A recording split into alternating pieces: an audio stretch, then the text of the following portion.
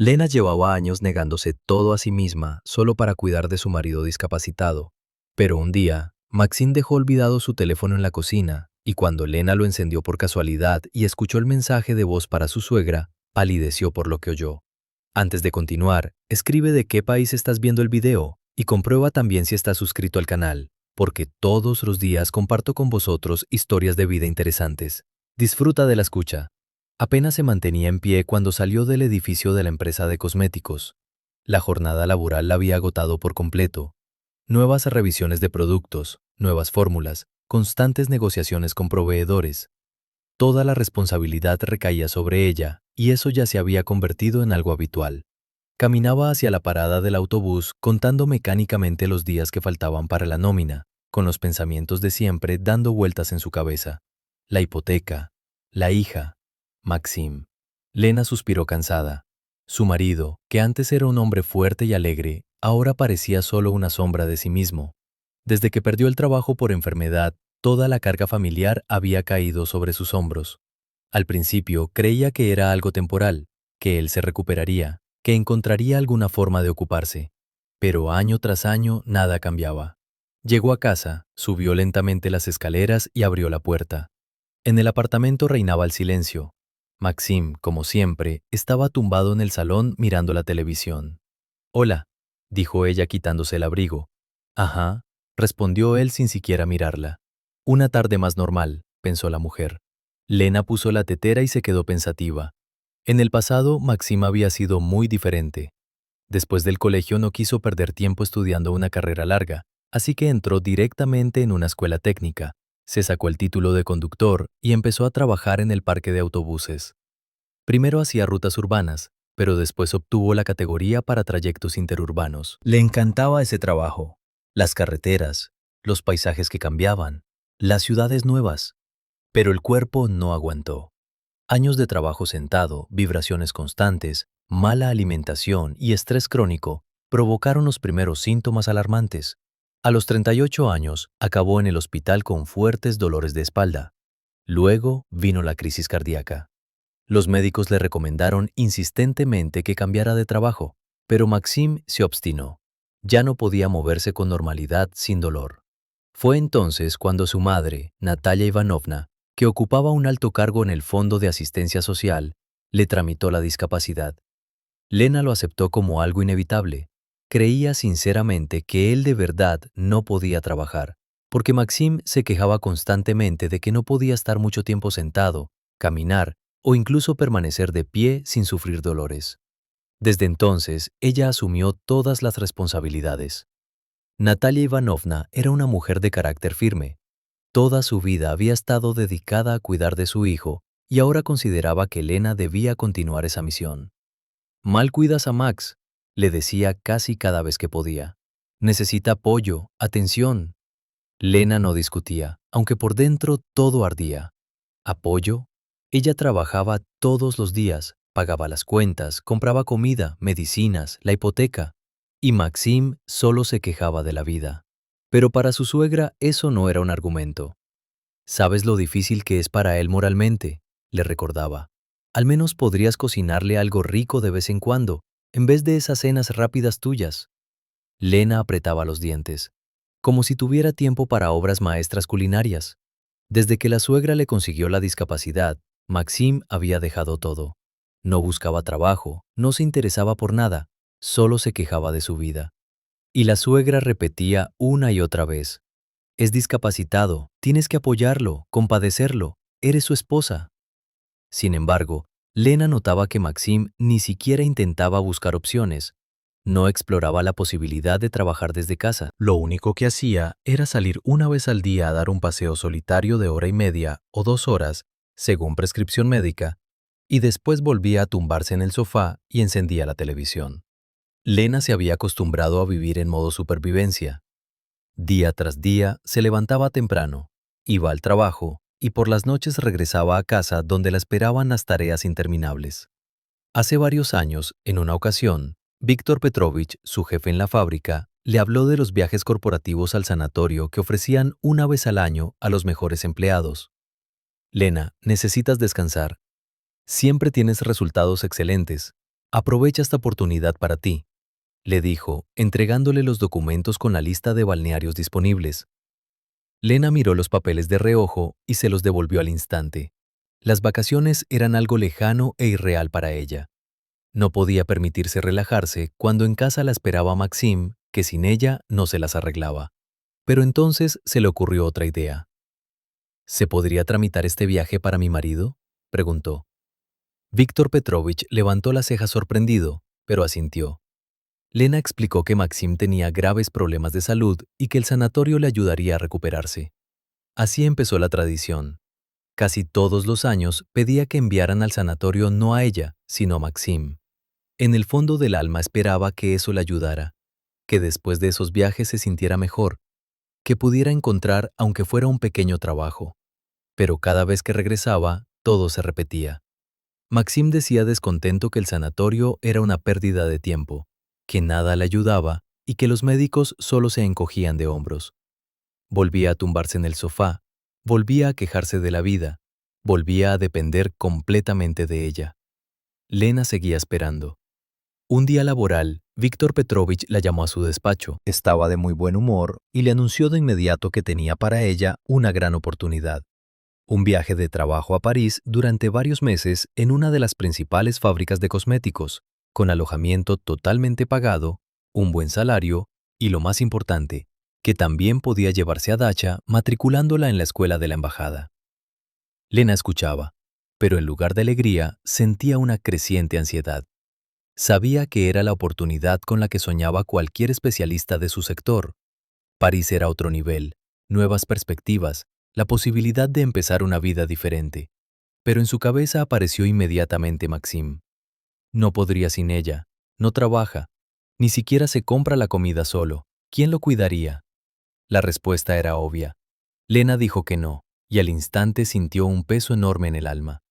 Sabía que hacía lo correcto, pero por alguna razón eso no le traía alivio. Salió del despacho y se quedó junto a la ventana mirando la ciudad gris cubierta de nubes.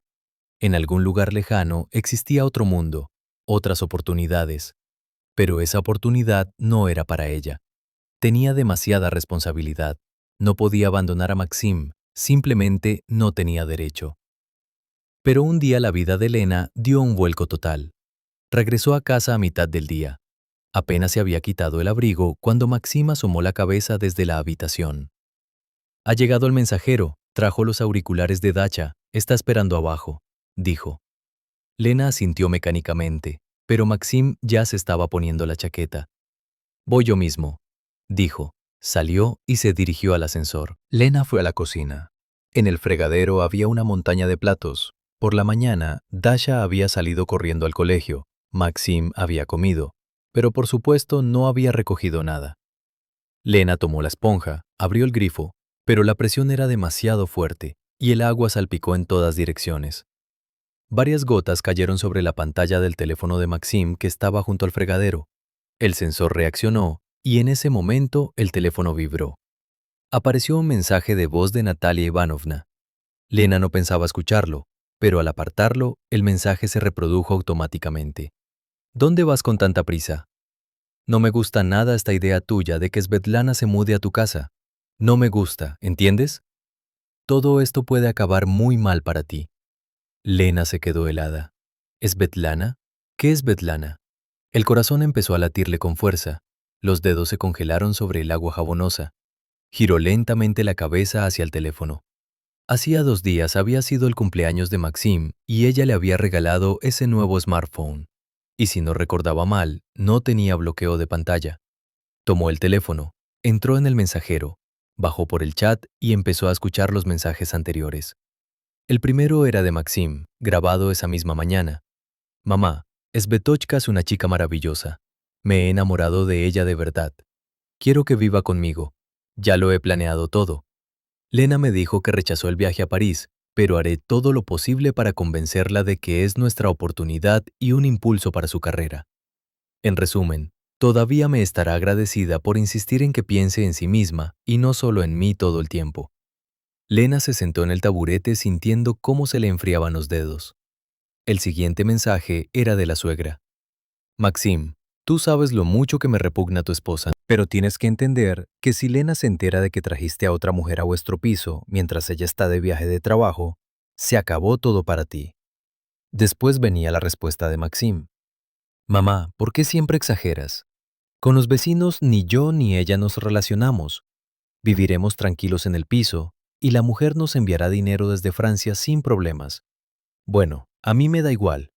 En realidad, para mí y Svetochka será perfecto. Se oyó la risa de Maxim. Lena sintió horror. Y otra vez voz de Natalia Ivanovna. ¿Eres idiota o qué? Un clavo no se esconde en un saco. Cuando Lena se entere, te quedarás sin un céntimo.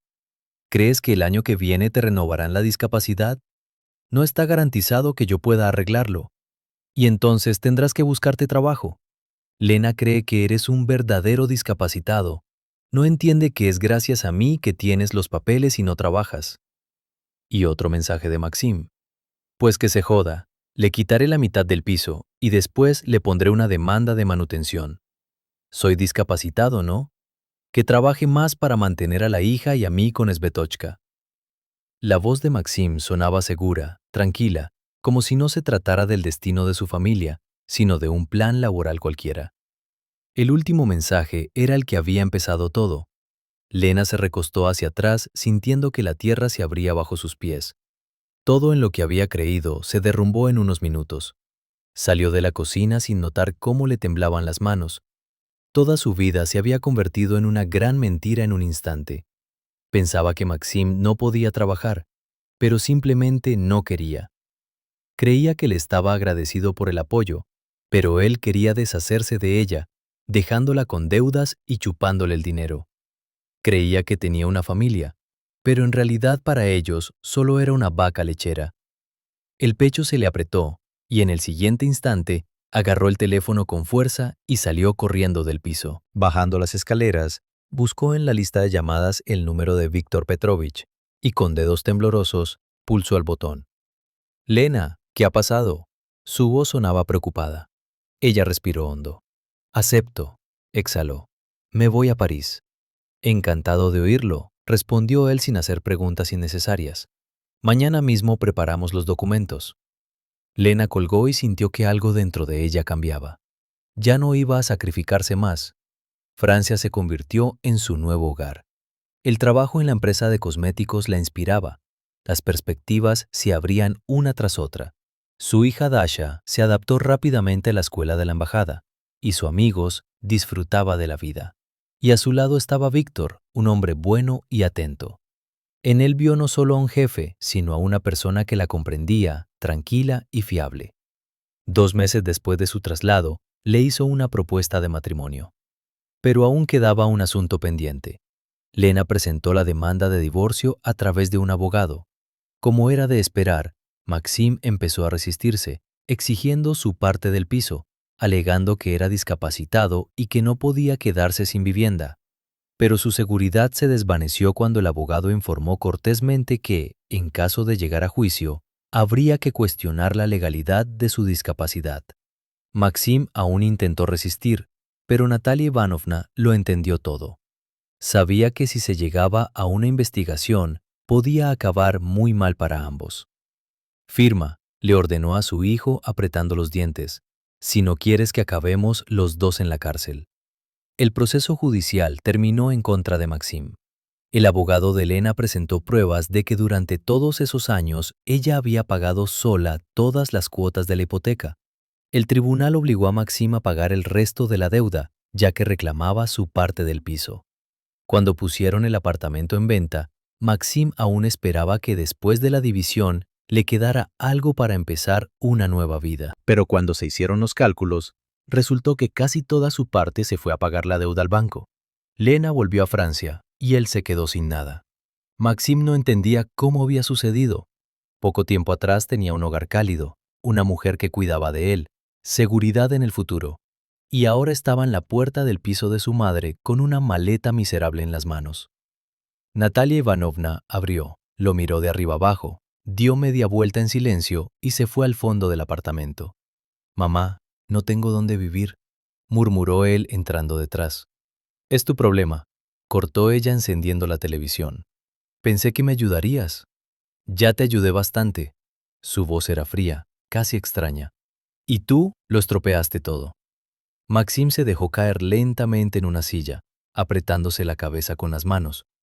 En los oídos le zumbaba. Antes había sido el hombre principal de su vida, el orgullo de su madre, su esperanza. Ella le había ayudado a construir su vida, a hacer planes, a conseguir lo que quería. Y ahora se había convertido en una carga incluso para ella. No tenía trabajo, ni dinero. Se colocó en una obra, aceptó trabajos físicos pesados que antes despreciaba. Ahora su salud realmente se deterioró. Los dolores de espalda se volvieron insoportables, pero no podía parar. De lo contrario, simplemente se moriría de hambre. Por las noches volvía a la pequeña habitación en el piso de su madre. Ella ni siquiera le dejaba la cena. Casi no hablaban. Ya no era su orgullo. Mientras tanto, Lena vivía de verdad una nueva vida. Cuando regresó definitivamente a París, aún estaba deprimida, pero día a día sentía cómo soltaba el pasado. Por primera vez en muchos años, no tenía que cuidar de alguien que no lo merecía. A su lado estaba Víctor, reservado, atento, fiable. No la presionaba, no la apresuraba, simplemente estaba ahí. La invitaba a pasear por la ciudad al atardecer, le mostraba calles acogedoras, cafeterías donde servían chocolate caliente con vainilla. Con él, todo era sorprendentemente fácil. Antes no creía en los milagros, no creía que se pudiera empezar de nuevo, pero ahora, mirándolo a los ojos, sabía que por fin había tomado la decisión correcta. ¿Y vosotros? ¿Qué habríais hecho en el lugar de Lena? Escribidlo en los comentarios aquí abajo. Nos importa mucho conocer vuestra opinión. Gracias por escuchar. Hasta mañana.